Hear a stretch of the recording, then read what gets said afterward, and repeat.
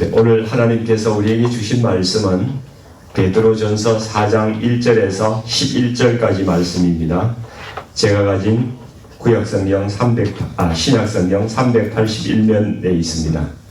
네, 베드로전서 4장 1절부터 11절 말씀을 같이 합독하겠습니다. 그리스도께서 이미 육체의 고난을 받으셨으니 너희도 같은 마음으로 갑옷을 삼으라. 이는 육체의 고난을 받은 자는 죄를 거쳤음이니 그 후로는 다시 사람의 정욕을 따르지 않고 하나님의 뜻을 따라 육체의 남은 때를 살게 하려 함이라. 너희가 음란과 정욕과 술취함과 방탕과 향락과 무법한 우상숭배를 하여 이방인의 뜻을 따라 행한 것은 지나간 때로 족하도다. 이러므로 너희가 그들과 함께 그런 극한 방탕에 다름질하지 아니하는 것을 그들이 이상히 여겨 비방하나 그들이 산자와 죽은 자를 심판하기로 예비하신 이에게 사실대로 고하리라. 이를 위하여 죽은 자들에게도 복음이 전파되었으니 이는 육체로는 사람으로 심판을 받으나 영으로는 하나님을 따라 살게 하려 함이라. 만물의 마지막이 가까이 왔으니 그러므로 너희는 정신을 차리고 근신하여 기도하라.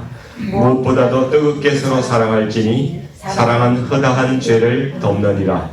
서로 대접하기를 원망 없이 하고 각각 은사를 받은 대로 하나님의 여러 가지 은혜를 맡은 선한 청지기 같이 서로 봉사하라. 만일 누가 말하려면 하나님의 말씀을 하는 것 같이 하고 누가 봉사하려면 하나님이 공급하시는 힘으로 하는 것 같이 하라. 이는 범사에 예수 그리스도로 말미암아 하나님이 영광을 받으시게 하려 함이니 그에게 영광과 권능이 세세에 무궁하도록 있느니라. 아멘.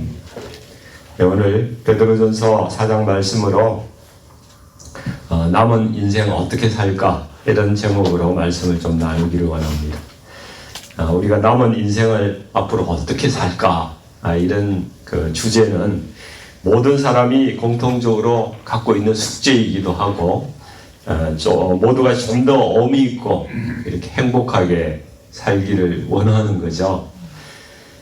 원래 103세를 살고 계시는 그 연세대학교 명예교수로 계신 김형석 교수님이 100년을 살아보니 이런 책을 쓰셨어요.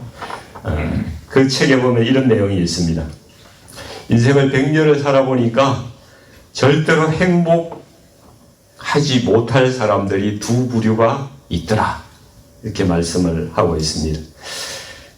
기독교인이시기도 하고 또 철학자이시기도 한 이 어른의 말씀이 좀 귀담아 들을 가치가 충분히 있는 것 같아요. 그 첫 번째 행복하지 못한 사람들이 어떤 사람들인가 보니까 이 정신적인 가치를 모르고 물질적인 가치만 추구하고 사는 사람들이더라 이렇게 이야기합니다. 기독교적인 관점에서 보면은 우리 그 영생의 세계를 알지 못하고 현세에만 붙들려 살아가는 그 마음에만 붙들려 사는 그런 사람을 이야기하는 것입니다. 이 땅에서 어떻게 하면은 오랫동안 호의호식하고 잘 누리고 살까 여기에 관심이 많은 사람들이죠. 욕심에는 만족함이 없다고 말씀하시네요. 그래서 많이 가진 사람일수록 더 목마른 삶을 살게 된다고 그렇게 말합니다. 두 번째 부류의 사람들, 두 번째 행복하지 못한 사람들은 이기적인 사람들이래요. 이기적인 사람들. 인격이라는 게 이게 인간관계에서 나오는 선한 가치인데 이기주의적으로 사는 사람은 이 인간관계를 크게 이렇게 망가뜨리면서 살아가는 사람들이라고 말합니다. 그래서 인격의 크기가 자신의 그릇의 크기인데 그 그릇의 크기만큼 행복을 담을 수가 있다고 이야기해요. 그러니까 이기적인 사람은 이 인격의 그릇이 하도 작아서 담을 행복이 적다는 것입니다.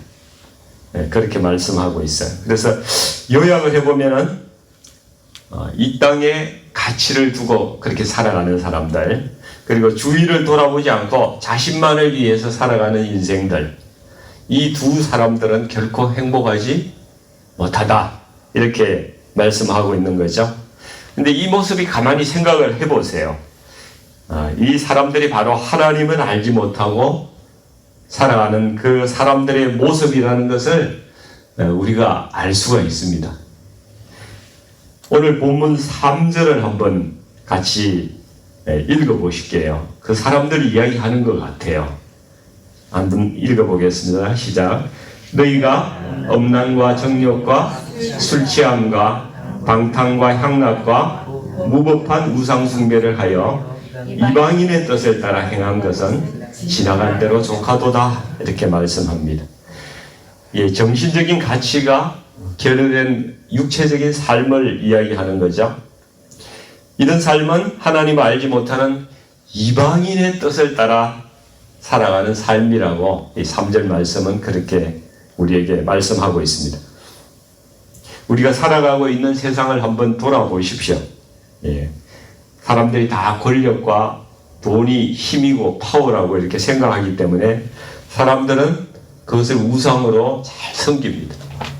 그래서 그것을 가지기 위해서 불법을 저지르기도 하고, 때로는 세상에서 술과 향락을 서로 이렇게 공급하고 제공하면서 방탕한 일들이 세상 가운데는 너무나 많이 넘쳐납니다.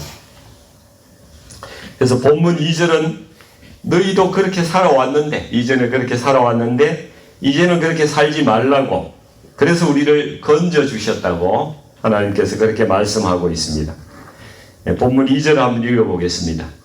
그 후로는 다시 사람의 정욕을 따르지 않고 하나님의 뜻을 따라서 육체의 남은 때를 살게 하려 함이라.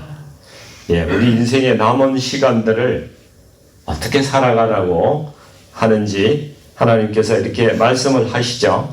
다시는 사람의 정욕을 따르지 말고 하나님의 뜻을 따라서 살아가라, 분명하게 말씀하십니다. 근데 이게 가능해요? 쉽지 않은 일이에요.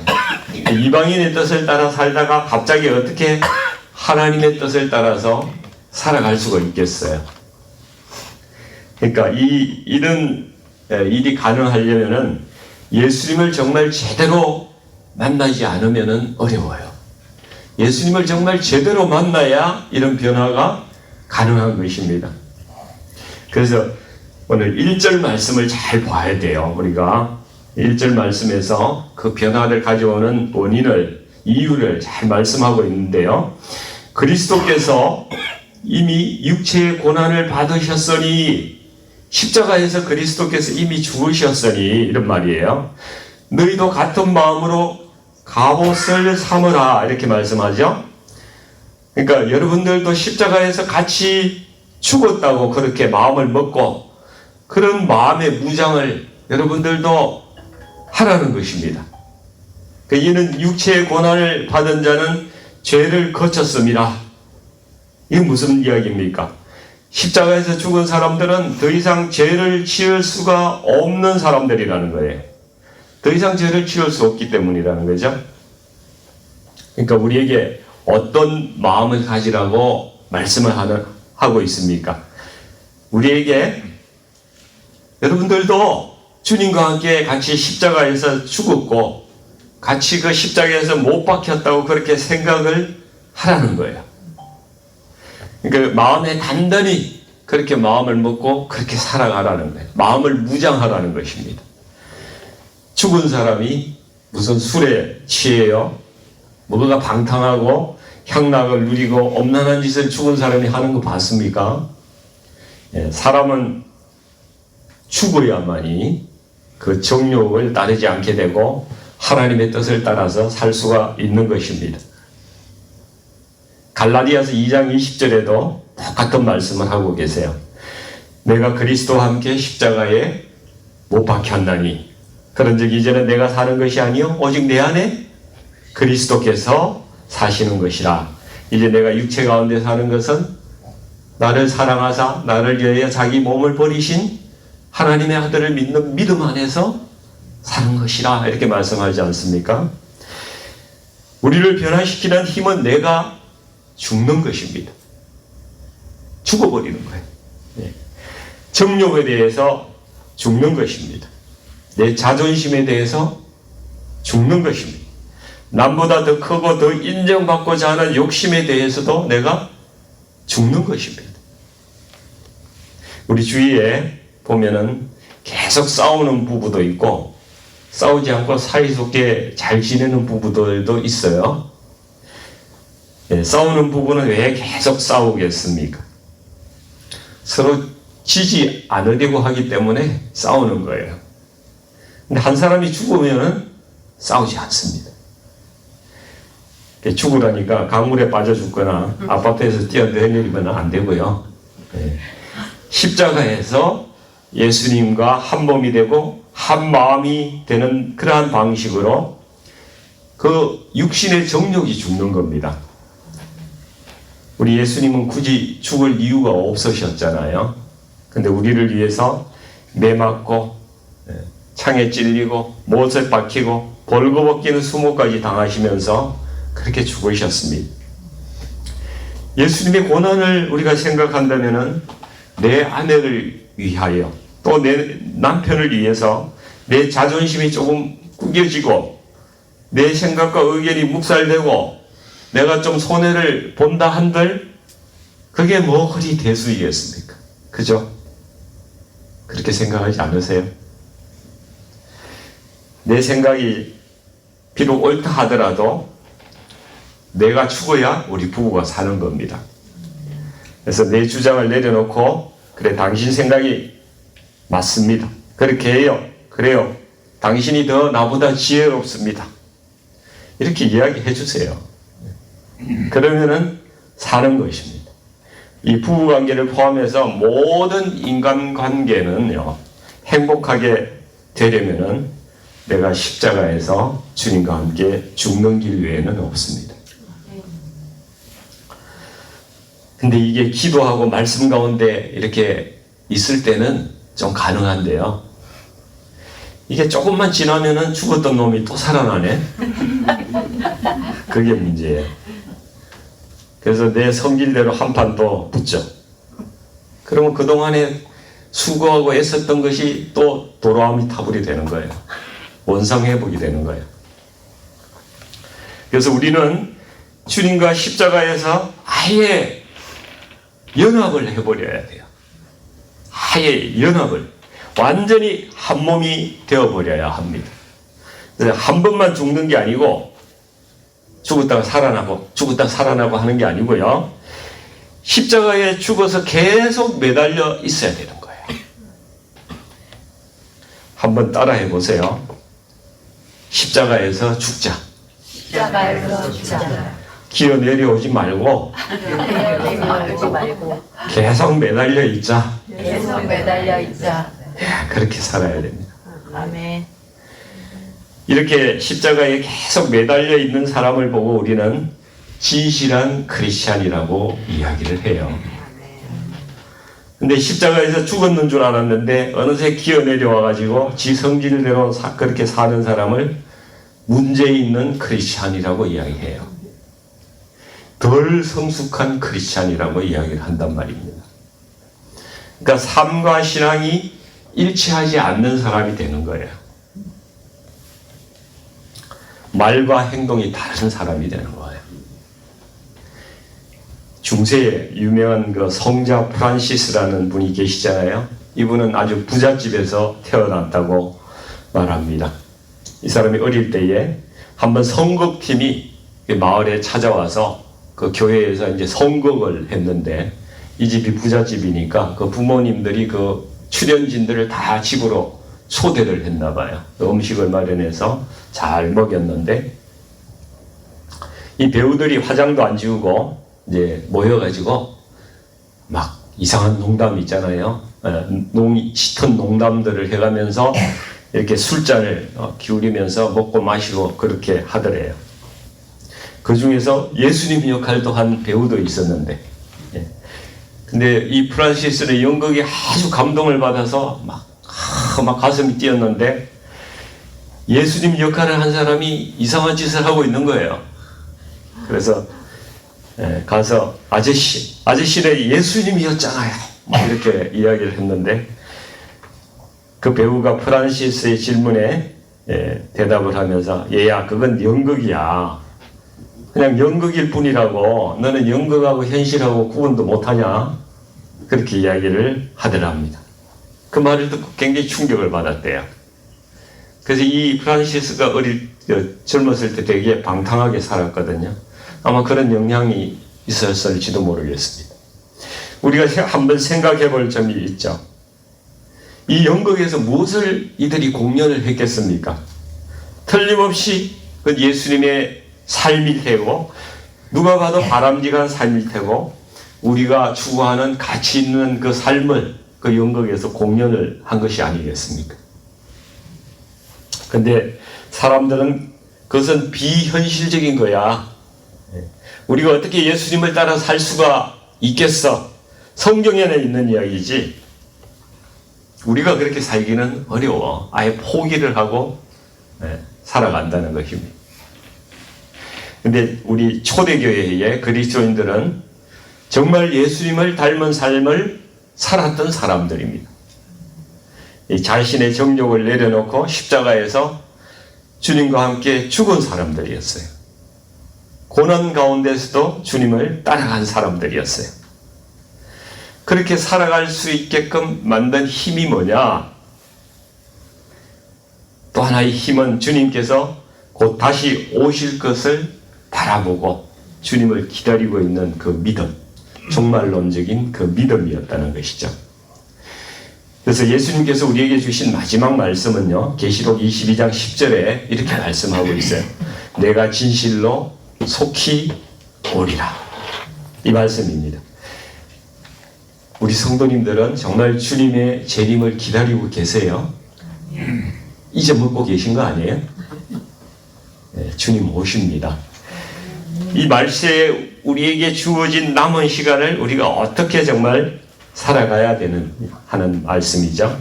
7절에서 11절 말씀에서 베드로 사도가 만물의 마지막이 가까이 왔으니 너희는 이렇게 살라. 아주 간절하게 우리에게 말씀해 주는 부분이 있습니다.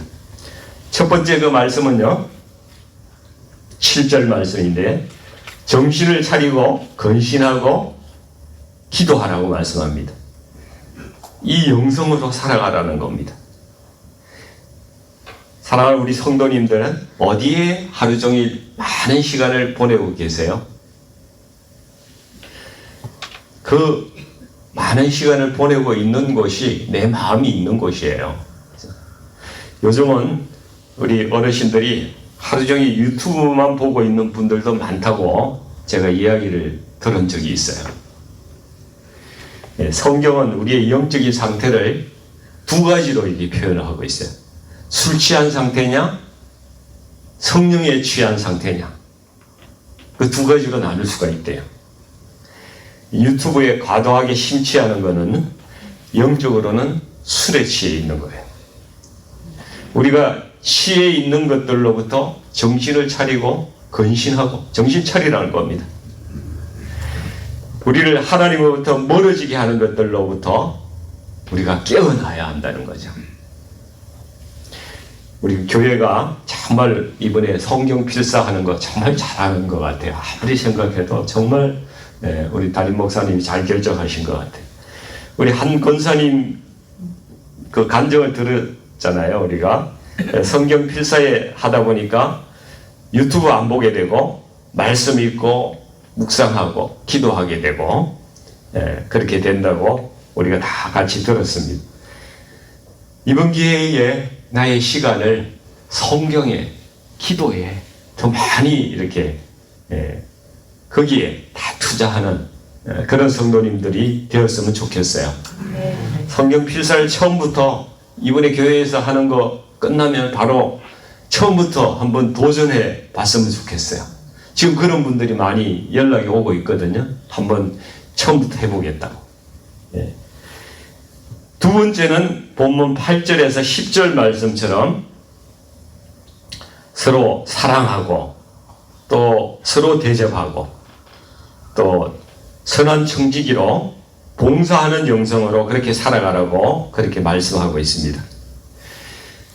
주께서 마태복음 24장에서 말씀하실 때에 말세에는 불법이 성하고 많은 사람의 사랑이 식어질 것이라고 말씀하셨어요. 그리고 많은 사람이 실족하게 되고 서로 잡아주고 서로 미워하게 될 것이라고 말씀하고 있습니다. 로마서 12장 2절에 보면은 너희가 이 세대를 본받지 말고 오직 마음을 새롭게 함으로 변화를 받아서 하나님의 선하시고 기뻐하시고 온전하신 뜻이 무엇인지 분별하도록 하라 이렇게 말씀하시지 않습니까? 그리스도인들은 말세의 풍조를 연어처럼 물살을 헤치고 거슬려 올라가는 사람이 되라고 그렇게 살아가라고 말씀하고 있어요. 사랑이 식어지는 것이 아니라 그리스도인들은 더 뜨겁게 사랑하고 더 다른 사람을 이웃을 형제를 대접하고 나에게 주신 재능과 물질이 조금이라도 있다면은 그는 모두 하나님께서 주신 것이다. 그렇게 생각하라는 것입니다. 그렇게 고백하면서 더 봉사하면서 살으라는 것이죠. 그래서 주는 것이 더 복이 있다. 주께서 그렇게 말씀하셨어요. 정말 주는 것이 더 복이 있다는 것이 이 사례를 보면 참 깨달아지는데요. 오스트리아의 그 아들러라는 유명한 상담학자가 있어요. 상담을 공부하신 분들은 아들러를 다 아실 거예요. 이분에게 우울증 환자가 이렇게 찾아왔습니다. 그래서 상담도 하고 약 처방도 하고 모든 치료를 다 해봤는데 차도가 없는 거예요. 나아지지가 않습니다. 그래서 아들러 박사가 기도하면서 가만히 생각이 나는데 주님의 말씀이 생각이 나는 거예요. 주는 것이 받는 것보다 복이 있다.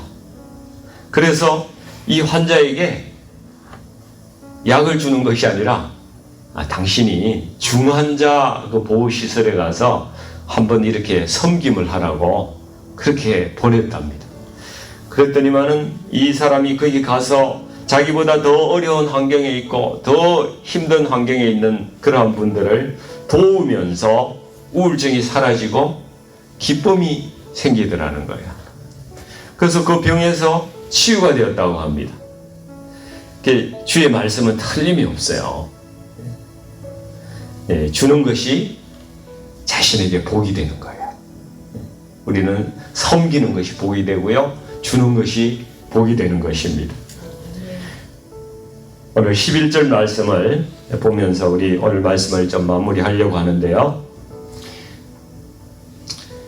우리가 마지막 때에 우리 남은 인생을 어떻게 살까? 여기에 대한 답이기도 해요. 하나님의 선한 청지기로 살아가라는 것입니다.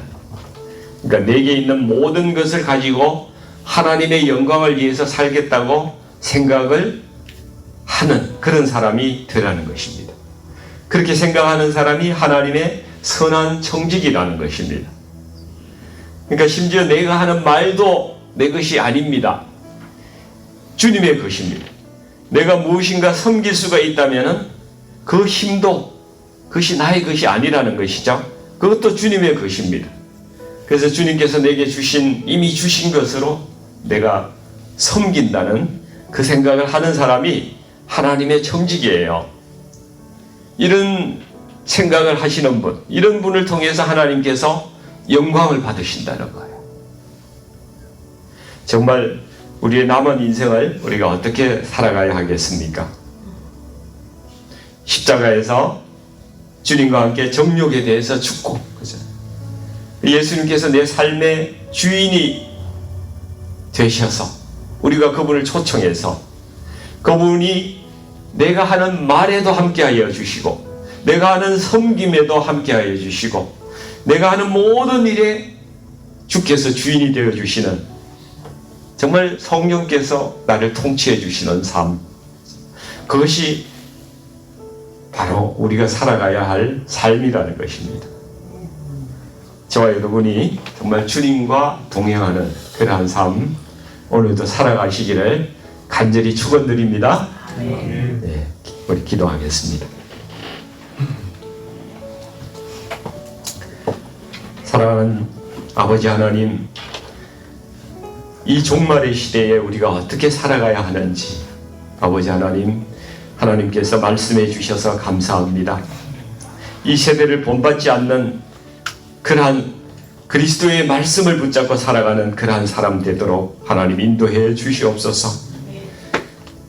주님을 향해서 정말 이 세상의 어떤 고난도 거슬러 올라가며 주님의 영광을 위해 살아가는 저희들 되게 하나님 도와주옵소서.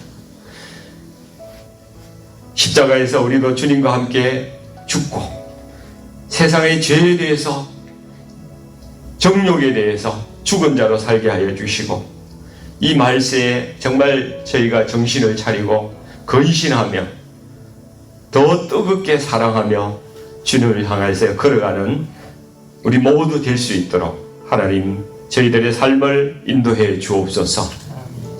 우리에게 주신 모든 것이 주님의 것임을 고백합니다. 우리 하는 말도 주님께서 주신 것이고, 우리가 섬기는 그러한 어떤 것들이라도 있다면 모두가 주님의 것이라고 고백하며 아버지 하나님께 영광을 올려드리는 그 삶으로 주님과 함께 동행하기를 원하오니 우리 모든 성도님들 그렇게 살아갈 수 있도록 힘과 능력을 부어 주시옵소서. 예수님의 이름으로 기도하옵나이다. 아멘.